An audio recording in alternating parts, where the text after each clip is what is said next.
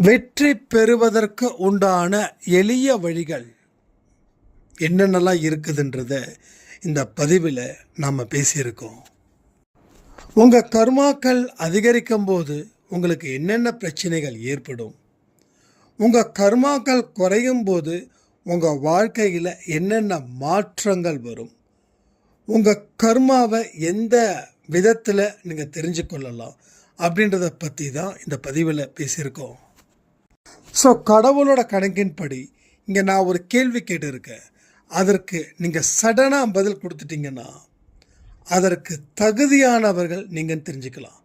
இல்லை பதிலை கொஞ்சம் யோசிச்சோ இல்லை கொடுக்காமலோ விட்டிங்கன்னா நீங்கள் இன்னமும் முயல வேண்டும், முயற்சிகள் செய்ய வேண்டும், பல விஷயங்களை நீங்கள் கடக்க வேண்டும் அப்படின்றதையும் நீங்கள் புரிஞ்சுக்கலாம்.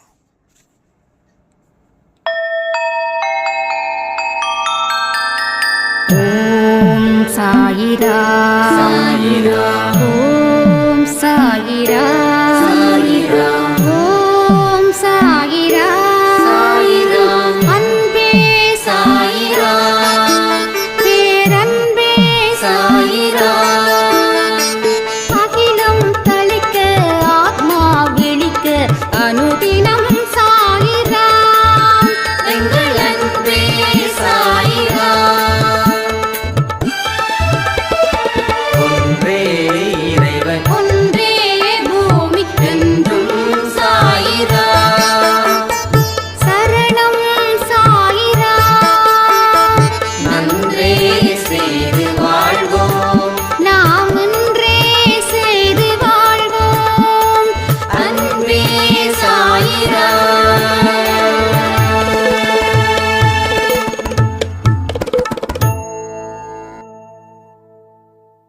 சாயிராம். என் உயிரின் உயிரானவர்களே, என்னுடைய வாழ்க்கையில் சாய்ப்பா வந்துட்டாருங்க. அவர் ஒரு நொடி பொழுதும் என் மீது கருணை மழைய பொழிந்து கொண்டு இருக்கிறார். நான் எளிதில் உணர்ச்சி வசப்படக்கூடிய ஒரு பெண். யார் என்ன சொன்னாலும் நான் முழுசாக நம்பி கடைசியில் ஏமாந்து போகக்கூடிய ஒரு பெண் தான் நான். ஆனால் சமீபமாக தான் அன்பை சாய் பதிவுகளை கேட்டேன். அன்பாக இருக்கிறது தப்பு இல்லை, ஆனால் அந்த அன்பால் நம்ம வீழ்த்தப்படாமல் இருப்பதற்கு என்னென்ன வழிகள் இருக்குதோ அதை எல்லா விஷயத்தையும் நான் கற்றுக்கிட்டேன். இப்போ என் வாழ்க்கையை வாழ்வதற்கு நான் தயார் நிலையில் இருக்கிறேன். எனக்கு இப்பொழுது யானை பலம் வந்தது போல ஒரு நம்பிக்கை அப்படின்னாங்க. கடவுள் சொல்லக்கூடிய வார்த்தைகள் என்ன தெரியுமா? கடவுள் நல்லா புரிஞ்சுக்கோங்க, கருணையோடு இருப்பவர் தான் நம் கடவுள். கருணை ஜாஸ்தி அவருக்கு. வெளிப்படையாக அவர் சில நேரத்தில் கோபப்பட்டாலும் உள்ளுக்குள்ள நம்ம மேலே அவ்வளவு ஒரு அன்பு, அவ்வளவு ஒரு பொசசிவ். என் குழந்தை இவனை விடவே முடியாது. எப்படி நம்மளுடைய சொந்த குழந்தைங்களை நாம் இதயத்துக்கு பக்கத்தில் வச்சு அவங்கள பார்த்து ரசிப்போமோ அதுபோல் நம்மளை அவருடைய இதயத்தை கிட்ட வச்சு நம்மளை பார்த்து ரசிக்கிறார். நேற்று இரவு கூட நம்ம பதிவில் சொல்லியிருந்தோமே, ஒரு துள்ளி குதிக்கும் ஒரு செய்தி உங்களுக்கு வரும். அந்த கமெண்ட் எல்லாம் நீங்கள் படிக்கிறீங்களா இல்லையான்னு எனக்கு தெரியாது. ஒரு சாய்ராம் 2 வருஷமாக பிஎஃப் பணத்துக்காக ரொம்ப கஷ்டப்பட்டு இது பண்ணியிருக்காங்க. பட் இன்றைக்கி அந்த பிஎஃப் ஆஃபீஸர் இன்னும் 1 வீக்கில் உங்களுக்கு பேமெண்ட் வந்துடும் அப்படின்னு. இது மாதிரி நிறைய மிராக்கல்ஸ் இங்கே நடக்குது. உங்களை அவர் கவனிக்கிறார். இது நிறைய பேருக்கு புரியல. உங்களை அவர் கவனிக்கிறார். ஏன் உங்களுக்கு புரியல அப்படின்னா நீங்கள் முழுசாக நம்பலை. உங்கள் சிச்சுவேஷன் சரியில்லை அப்படின்னும் போது ரொம்ப சோர்ந்து போகிறீங்க. சோர்ந்து போகும்போது உங்களால் உற்சாகமாக சுறுசுறுப்பாக செயல்பட முடியல. ஸோ நம்பிக்கையை இழக்கிறீங்கன்னு நான் சொல்லலை. ஆனால் சோர்ந்து போனால் என்ன ஆகுதுன்னா, உங்களால் எந்த ஒரு வேலையையும் அதை செய்யவும் முடியல. அப்படியே செஞ்சாலும் அதை முழு கவனத்துடன் செய்யாமல் அரைமனதோடு செய்து வாழ்க்கையில் மீண்டும் மீண்டும் மீண்டும் மீண்டும் போராடி தோல்வியை அடைவதே உங்களுடைய வேடிக்கையாக போயிடுச்சு. இப்போ கூட சொல்கிறேனே, 100% வெற்றி யாருக்காவது வேணுமா? இங்கே நான் ஓப்பனாக கேட்குறேன், கேள்வி ஆன்சர் பண்ணுங்கள். 100% வெற்றி. அது அந்த வெற்றி உங்களுக்கு சந்தோஷமாக இருக்கலாம், நிம்மதியாக இருக்கலாம், இல்லை புகழாக இருக்கலாம், செல்வமாக இருக்கலாம், பேராக இருக்கலாம், எதாக இருக்கலாம். யாருக்கு வேணும்? ஸோ இப்போ நான் சொல்கிறேன், 100% வெற்றி உங்களுக்கு தேவையான்னு கேட்குறேன். ஆன்சர் பண்ணுங்கள். ஆன்சர் பண்ணுறவங்களுக்கு நிச்சயமாக சொல்கிறேன், 100% வெற்றிக்கு தகுதியானவர்களாக நீங்கள் இருக்கிறதால தான் இந்த கேள்வியை நான் கேட்ட உடனே உங்களால் ஆன்சர் பண்ண முடியுது. ஸோ நிறைய பேர் பண்ணல பாருங்கள். அப்போ நம்ம மனசுக்குள்ள ஒரு அட்டாச்மெண்ட் நடக்கும். சொல்லக்கூடிய வார்த்தைகளுக்கு நீங்கள் எப்படி ரியாக்ட் பண்ணுறீங்க? சடனாக ரியாக்ட் பண்ணுறீங்கன்னா உங்கள் மைண்டுக்குள்ளே இருக்குது. பல விஷயங்களை யோசித்து நீங்கள் பண்ணுறீங்கன்னா அது உங்கள் மைண்டுக்குள்ளே இல்லாமல் நீங்கள் வேறு எதையோ வார்த்தைகளை தேடி அதற்கப்புறமா நீங்கள் முடிவு பண்ணுறீங்க. சட்டுன்னு சொல்கிறீங்க பாருங்களேன். அவங்களுக்கு வெற்றி பெறுவதற்கு உண்டான வாய்ப்புகள் 100க்கு 100 இருக்குது. அவர்கள் நிச்சயமாக வெற்றி அடைவார்கள். ஆனால் அவர்கள் நினைக்கணும், அவர்கள் நினைக்க வேண்டும். அதாவது உங்ககிட்ட ஒருத்தர் வந்து சொல்கிறாருன்னு வச்சுக்கோங்களேன், ஏமா உன்னோட யோகம் ரொம்ப அற்புதமாக இருக்குது, கண்டிப்பாக உன்னோட வெற்றி நிச்சயமாக உங்களுக்கு கூடி வரும் அப்படின்னு சொன்னாங்கன்னா, அவங்கக்கிட்ட அப்படியா, கண்டிப்பாக எனக்கு வெற்றி கிடைச்சிருமா அப்படின்னு உற்சாகத்தோடு நீங்கள் கேட்டிங்கன்னா உங்கள் மைண்டுக்குள்ளே அதற்கு தகுந்தது போல அது இருக்குதுன்னு அர்த்தம். உங்கள் கர்மா அதுக்கு வழி கொடுக்குதுன்னு அர்த்தம். இது ஒரு ரகம். பட் வேற மாதிரி நீங்கள் பதில் சொல்லி அதெல்லாம் எங்கெங்கே கிடைக்க போகுது? இன்னைக்கு வரைக்கும் நான் கஷ்டப்பட்டுட்டு தாங்க இருக்கேன், ஒன்றுமே யூஸே இல்லைங்க அப்படின்னா உங்கள் கர்மா இன்னும் வழி விடலை. நீங்கள் அதற்கு உண்டான காலத்தை தயார் செய்யலை அப்படின்னு அர்த்தம். அதனால தான் நல்ல விஷயங்கள் அவ்வளவு சீக்கிரம் யாராவது நம்மக்கிட்ட சொன்னாங்கன்னா நம்ம மனசு ஒத்துக்க மாட்டேங்குது. எப்போ நீ வெற்றி பெறுவ, 100% உனக்கு சக்ஸஸ் பண்ணக்கூடிய அந்த நேரமும் காலமும் கூடி வருது அப்படின்னு சொன்னால் கூட அவங்க நம்ப மாட்டாங்க. ஏன்னா இன்னும் அந்த காலத்துக்கு ஏற்ற மாறுதல் எதுவும் நடக்கலை. கர்ம வினைகள் அப்படியே இருக்குது. என்னைக்கு கர்ம வினைகள் தீருதோ அன்றைக்கி நீங்கள் இப்போ தடுக்க மாடியில் இருந்து கீழே குதிச்சா கூட நீங்கள் காப்பாற்றப்படுவீர்கள். கர்ம வினை முடியலன்னா ஜஸ்ட்டு கால் தடுக்கினா கூட நீங்கள் கீழே பொத்துன்னு விழுந்துருவீங்க.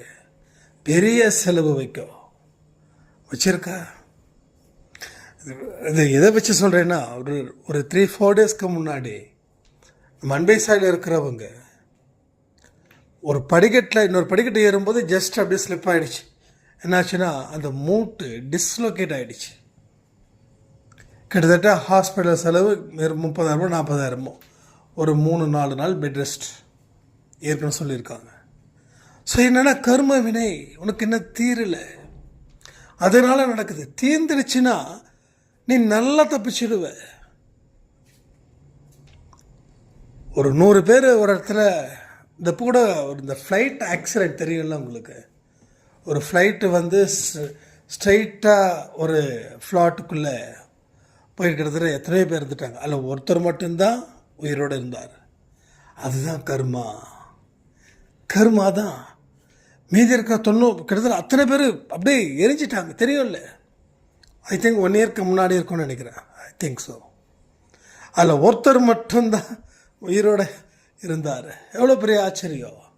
ஆச்சரியத்துக்கு பின்னாடி அவரோட கர்ம வினை அவருக்கு சாதகமாக இருந்ததால் எவ்வளவு பெரிய ஒரு விஷயமாக இருந்தாலும் அங்கே இருந்து அவர்கள் எளிதில் தப்பிப்பார்கள். அப்போ இந்த கர்ம வினைக்கு என்ன டியூரேஷன் இருக்கா? 2028 செப்டம்பர் மாதம் 13ஆம் தேதி தான் முடியும்னு சொல்லி டியூரேஷன் கொடுத்துருக்காங்களா? அப்படி ஒன்றும் இல்லை. எனக்கு கர்மா இருக்குது, நான் இந்த கர்மாவை தீர்க்கணும். அதுக்கு நான் என்ன செய்யணும்? தெய்வத்தோட கூட்டணி வைக்கணும், தெய்வம் சொல்லும்படி கேட்கணும், நல்லவர்களை பகைச்சிக்க கூடாது, ஏழை எளியவங்களை பார்த்தா அவங்களுக்கு தேவையான ஹெல்ப்பிங் பண்ணணும், கேட்காமலே ஹெல்ப் பண்ணணும். இந்த மாதிரியான விஷயங்கள் மூலமாக அந்த கர்மாவை நம்ம ரெடியூஸ் பண்ணலாம். அப்போது 2028 செப்டம்பர் 13 தேவையில்லை. ஸோ 2026 செப்டம்பர் 13 போதும். நீங்கள் அந்த அளவுக்கு பாடுபடணும். எல்லாமே முடியும்னு நம்புகிறவனுக்கு தான் இது சாத்தியம். எங்கத்த போய் முடியுதுன்னு சொல்லி இங்கே தத்துவத்தை கக்கிக்கிட்டே இருந்தீங்கன்னா கடைசி வரைக்கும் நம்மால் எந்த விதமான உணர்வு பூர்வமான முடிவுகளும் எடுக்க முடியாமல் ஒரு எமோஷ்னலாகவே நம்ம இந்த மண்ணுக்கு போயிடுவோம்.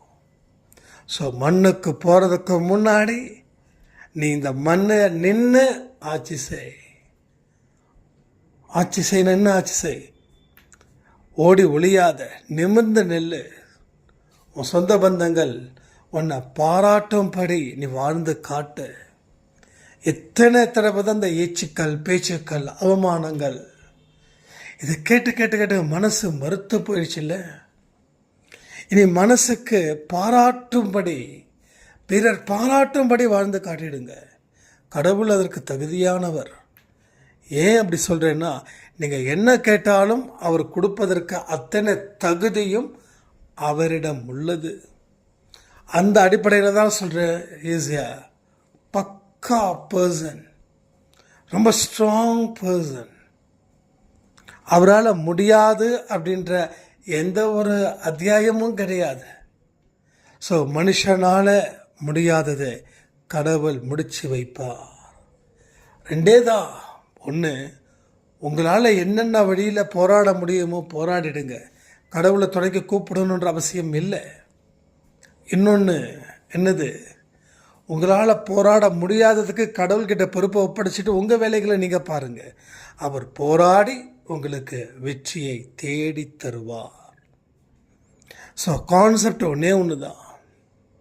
ஸோ கான்செப்டை புரிஞ்சுக்கிட்டா வாழ்க்கை புரிஞ்சிடும்.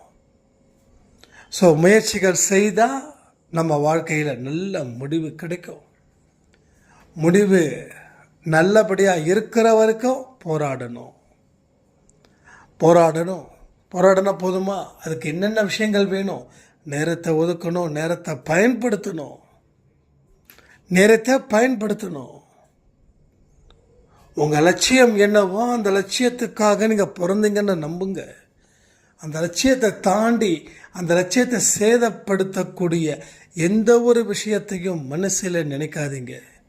தேவையானவைகளுக்கு மட்டும் போராடுங்க. ஷார்ட்ஸில் சொல்லியிருக்கோம் பாருங்கள்.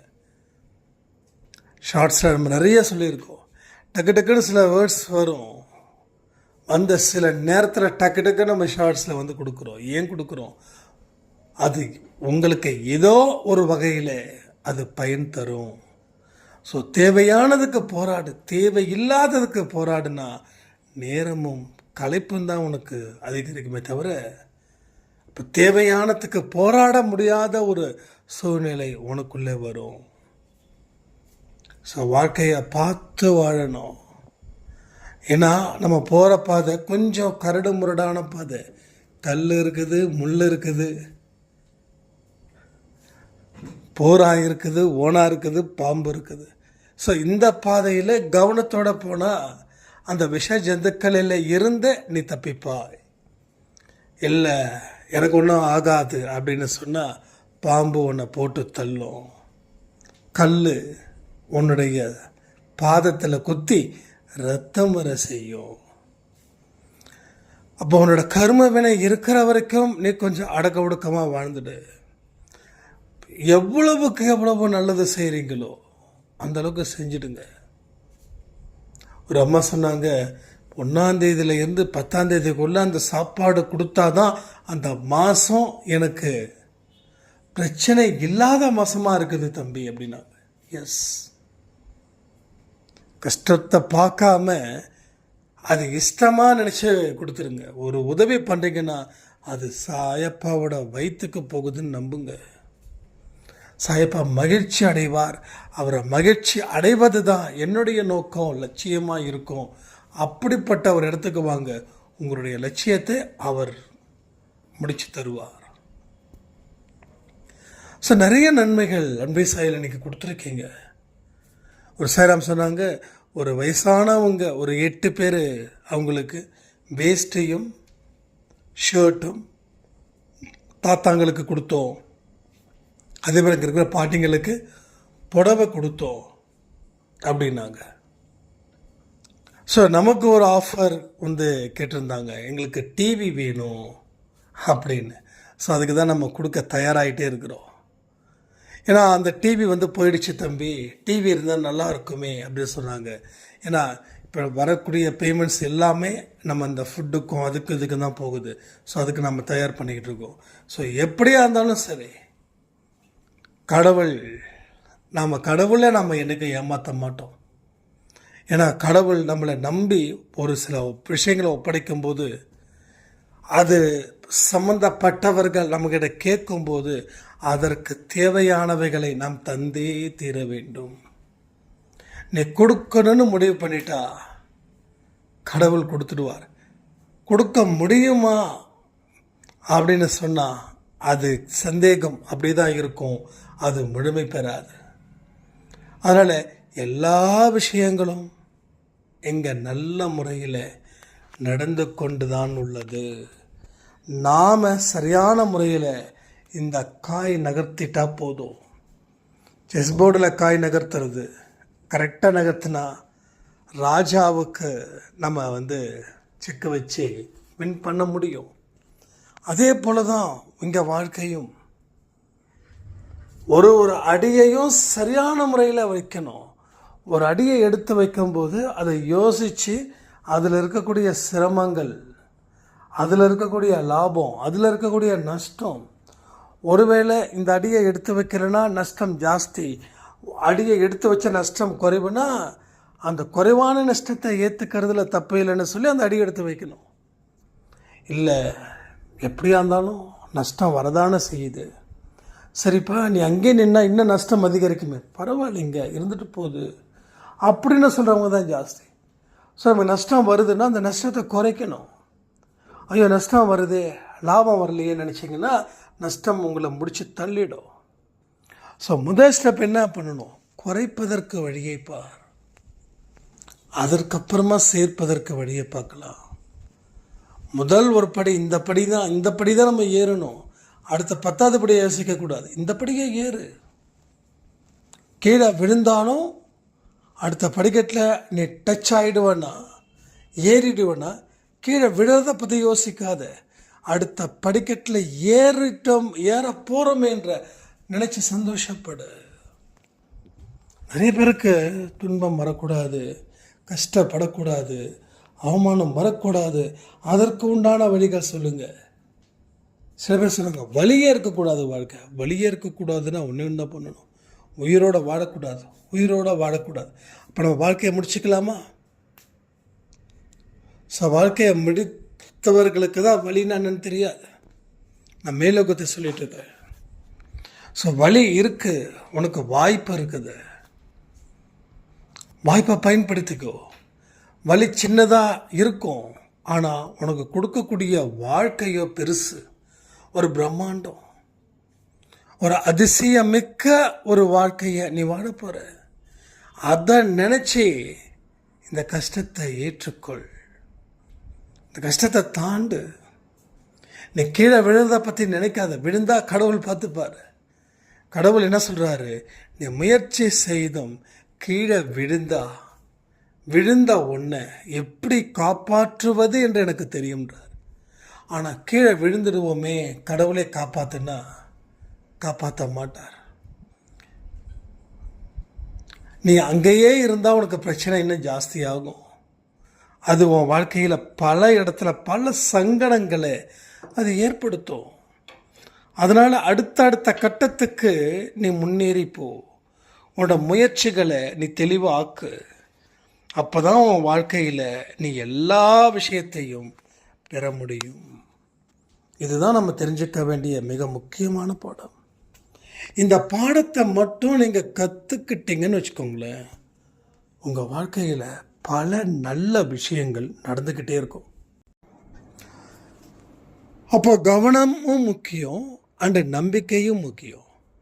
நம்பிக்கையோடு நீங்கள் செயல்படும் போது உங்கள் வாழ்க்கையில் ஏதாவது ஒரு கஷ்டங்கள் வந்தாலும் அந்த நம்பிக்கையை வச்சு நீங்கள் முன்னேறும்போது அந்த கஷ்டத்தை பெருசாக பார்க்க மாட்டீங்க. ஏன்னா இதற்கு பின் இருக்கக்கூடிய வாழ்க்கை எனக்காக கடவுள் கொடுத்துருக்காருன்ற நம்பிக்கையை அது வெற்றியை பெற்றுத்தரும். இங்கே எல்லோருக்கும் வெற்றி தேவைப்படுது. நான் சொன்ன மாதிரி நான் கேள்வி கேட்டவுடனே நிறைய பேர் வெற்றியை பற்றி சொல்லியிருப்பீங்க. எல்லோருக்கும் வெற்றி வேண்டும், யாரோ தோல்வி வேணும்னு நினைக்கல. அப்போ வெற்றி பெறணுன்றவங்க, நம்பிக்கை இருக்கிறவங்க வெற்றி பெற முடியல. நம்பிக்கை இருந்தால் மட்டும் போதுமா? அதற்கு உண்டான முயற்சி வேண்டாமா? அதற்கு உண்டான உழைப்பு வேண்டாமா? அதற்கு உண்டான தியாகம் வேண்டாமா? ஸோ எல்லாமே சேர்ந்து உங்கள் வாழ்க்கையை முடிவு பண்ணுது. ஆனால் நிறைய பேர் பெயரளவுக்கு நம்பிக்கை வச்சுப்பாங்க. நான் நம்பினாங்க, ஆனால் கடவுள் என்னை காப்பாற்றலைங்க. ஸோ நம்பினவங்கள கடவுள் காப்பாற்றுவார், அதில் எந்த சந்தேகமும் இல்லை. ஆனால் நம்பி எதையுமே செய்யாமல் ஒரு ஓரமாக உட்காந்துட்டா கடவுள் எப்படி காப்பாற்றுவார்? கடவுள் காப்பாற்றுவதற்கு என்ன வழிகள் இருக்குது சொல்லுங்கள்?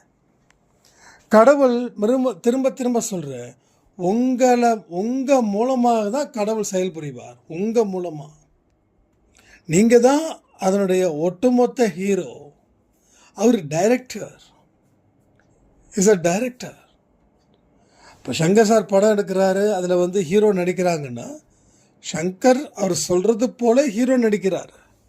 ஆனால் ஹீரோவுக்கு தான் கிரெடிட் போய் சேருது, அடுத்தது தான் டைரக்டருக்கு கிரெடிட் போய் சேருது.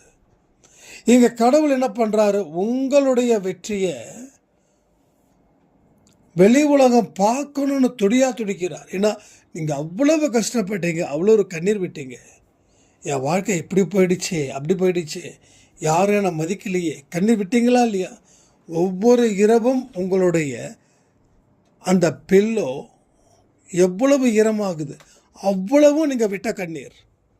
அந்த கண்ணீருக்குத்தான் அவர் ஒரு தெளிவை ஏற்படுத்துகிறார். என்னது? இனி என்னுடைய பிள்ளைகள் கண்ணீர் சிந்தக்கூடாது, இனி என்னோட பிள்ளைகள் கண்ணீர் சிந்தக்கூடாது. அவர் அப்படியே சிந்தினா அது ஆனந்த கண்ணீராக தான் இருக்கணும் அப்படின்னு. அப்போ அவர் ஒரு சில விஷயங்களை ஏதோ மனிதர்கள் மூலமாக ஒரு வழியை ஏற்படுத்துகிறார். அந்த வழியில் நம்மளை கூட்டு போக சொல்கிறார். அப்போ நீங்கள் போக ஆரம்பித்தாதான் அவர் எந்தெந்த வழிகளிலே நீ போகணும், அதில் எந்தெந்த வழியில் அது வெற்றியை பெற முடியும், அந்த வெற்றியை எப்படியெல்லாம் நீ மற்றவர்களுக்கு டெடிகேட் பண்ணுறது, இது எல்லாம் அதில் சொல்லிக் கொடுப்பார். ஸோ வெற்றியை கஷ்டப்பட்டு அந்த வெற்றியை ருசி பார்ப்பவன் யாராக இருக்கட்டும், அவன் மீண்டும் மீண்டும் வெற்றி பெறுவதில் அவன் முனைப்பாக இருப்பான். கஷ்டப்பட்டால் வாழ்க்கையில் நமக்கு இவ்வளவு நன்மைகள் இருக்குதா, கடவுள் நம்மளை இந்த அளவுக்கு வாழ வைப்பாரா அப்படின்னு அவன் ஒரு முடிவுக்கு வரான். அந்த முடிவின்படி அவனுடைய வெற்றியோட ஆரம்பம் தொடங்குது. நம்ம என்ன முடிக்கிறோமோ கடவுள் அது தொடக்கமாக வச்சுக்கிறார். அப்போது நான் வாழணுன்ற எண்ணத்தோட உங்கள் வாழ்க்கையை நீங்கள் முடிவு பண்ணிட்டீங்கன்னா, நீங்கள் என்ன முடிவு பண்ணீங்களோ அதை அவர் கோலாகலமாக ஆரம்பிக்கிறார். இது எல்லாமே உங்கள் வாழ்க்கையில் கண்டிப்பாக நடக்கும். காத்திருங்க, பொறுத்திருங்க, பொறுமையோடும் நம்பிக்கையோடும் உங்கள் வாழ்வை ஆரம்பிங்க. உங்கள் கர்மாக்களை குறைப்பதற்கு உண்டான வழிகள் என்னென்ன இருக்கோ அத்தனை முயற்சிகளும் செய்யுங்கன்னு சொல்லி இந்த பதிவை நான் முடிக்கிறேன். ஜெய் சாய்ராம்.